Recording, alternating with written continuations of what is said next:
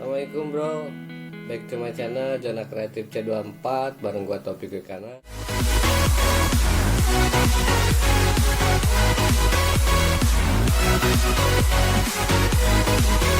Kita langsung aja ke part 2 ya. Kalau video kemarin gue bahas yang part 1, ini yang paling kecil ya. Sekarang di part 2 itu gue bahas yang agak gede. Nah, dilihat dari segi proses, untuk yang part 2 ini kesulitannya lumayan udah mulai agak sulit ya. Karena di sini udah mulai ada sambungan plus. Nah, untuk prosesnya nanti sobat kreatif bisa lihat langsung di videonya, makanya tonton sampai habis. Tapi sebelumnya jangan lupa ya untuk like, comment, and subscribe untuk yang belum subscribe. Dan satu lagi, seperti biasa, gue selalu ingetin ke sobat kreatif semua untuk tetap jaga keselamatan, keep safety, pakai sarung tangan, masker, kacamata, sama tutup kuping. Di samping safety, kita juga tetap aman dan sehat. Oke, kita langsung ke videonya aja. Oke bro, balik lagi bareng gua Topik Wikana di channel Zona Kreatif C24. Oke, langsung ke proses awal. Ayo kita sugu terlebih dahulu ya untuk mengejar ketebalan 1,5 cm. Karena bahan yang kemarin gua dapat itu macam-macam, ada yang 1,5, 1,5 kurang sampai ke 2 cm. Makanya gua sugu dulu untuk biar sama semua 1,5. Nah, lanjut ke proses pemotongan lebar untuk frame. Itu gua pakai 9,5. Jadi frame itu bagian pinggirannya ya.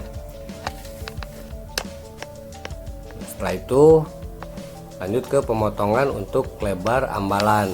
Nah, untuk ambalannya sendiri itu gua potong 7,5 cm ya. Jadi dia lebih pendek dari frame.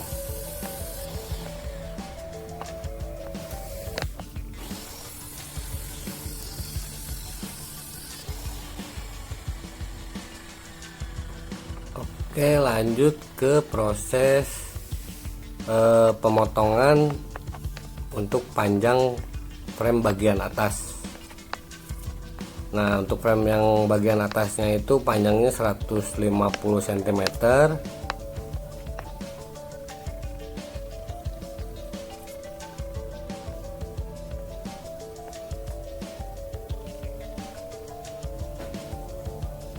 Kemudian untuk panjang ambalannya yang atas itu 147 cm satu piece, ambalan bawah 117 cm satu piece, dan yang pendeknya 87 cm 4 piece.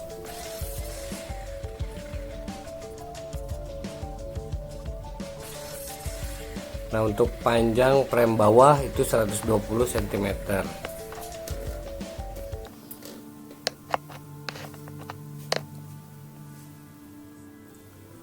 Untuk panjang frame tengah 148,5 cm.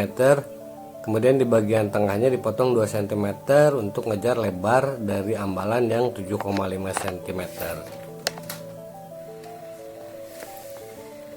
Untuk tinggi sebelah kiri itu 26 cm, gua potong 2 piece. Karena di sini bentuknya custom, jadi nanti penempatannya di tangga ya. Dan untuk tinggi sebelah kanan dan tengah 49 cm masing-masing satu piece. Jadi kanan satu piece sama tengah satu piece. Dan nanti yang bagian tengahnya kita bikin celah ya untuk sambungan plus. Nah, ini proses pembuatan celah untuk sambungan plus tadi yang gua bilang tadi ya.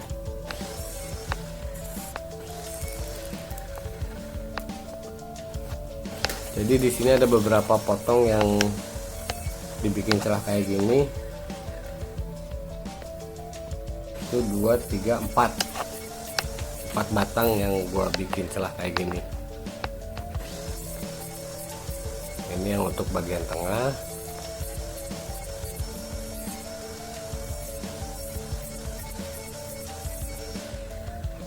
Nah, nanti caranya seperti ini ya proses pemasangannya.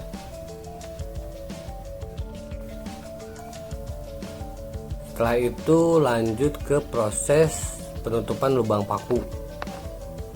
Seperti biasa gue pakai metode serbuk gergaji sama lem Korea.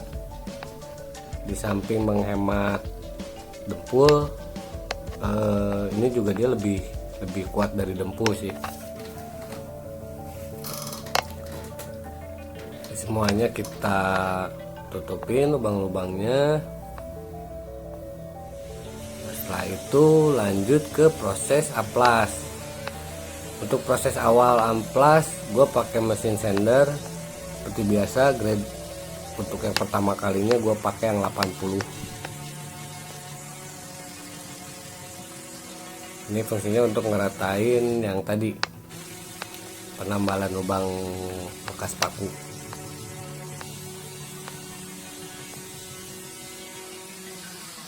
Setelah itu baru lanjut ke proses dempul. Nah, proses dempul di sini hanya untuk meratakan yang kecil-kecil ya, yang bekas tadi, bekas penutupan paku, kemudian retakan-retakan rambut biasa suka ada sih gitu ya.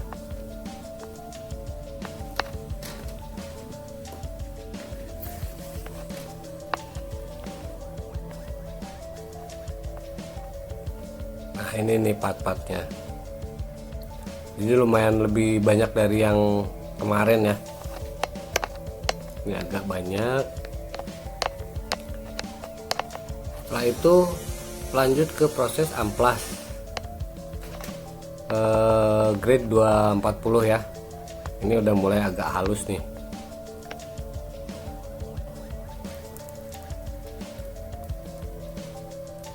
Semuanya kita amplas.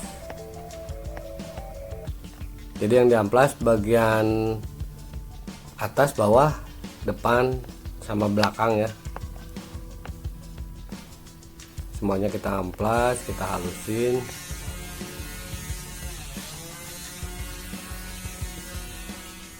Nah, lanjut lagi ke proses amplas lagi. Nah, ini gue pakai yang grade halus ya, grade 400. Jadi nanti sobat kreatif bisa ngebedain lah gitu ya antara grade 80, kemudian grade 240 dan grade 400. Baru ke proses perakitan. Untuk proses perakitan di sini gua pakai paku gua pakai lem kayu, baut, paku tembak, dan pipe clamp. Jadi prosesnya nanti di lem dulu, setelah di lem di clamp ya, baru dibaut, baru dipaku supaya lebih kuat sih.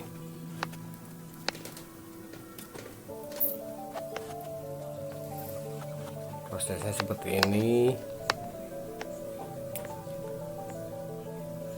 Nah, yang sambungan-sambungan tadi bagian pinggirannya itu kita dempul.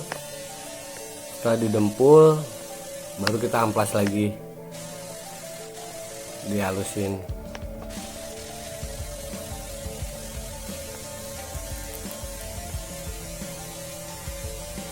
Nah, kemudian ada juga sih proses amplas manual ya. Ini untuk bagian pinggir-pinggirannya supaya nggak tajam.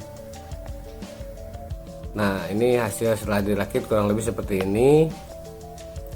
Berhubung konsumen minta dicat, jadi gua cat pakai kompresor ya. Untuk cat dasar gua pakai Mani. Nanti untuk review spray gunnya ada juga nanti di link ya, di deskripsi. Nanti gua tulis linknya. Lanjut ke proses pengecatannya. Nah, pesanan konsumen mintanya warna putih. Di sini gue pakai cat duko dan gue pakai 3 lapisan ya. Di depan, belakang, atas sama bawah. Full semuanya kita cat. Setelah kering lapisan pertama, kita amplas lagi menggunakan grade 400 ya. Setelah diamplas, dilap, dibersihin dari debu, baru lanjut lagi pengecatan lapisan kedua dan ketiga. Untuk bahan kayu jati Belanda itu kalau dicat lumayan agak susah juga ya, jadi sobat kreatif harus super sabar. Dan terakhir, lapisan terakhir gue pakai clear supaya hasilnya lebih glossy dan juga catnya lebih awet.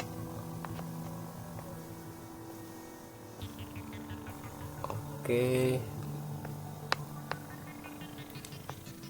Nah, ini finishing. Jadi proses finishing ini bagian belakangnya gua beri triplek melamin dan juga karpet. Kemudian gua baut, terus ditambahin paku tembak atau staple gun ya.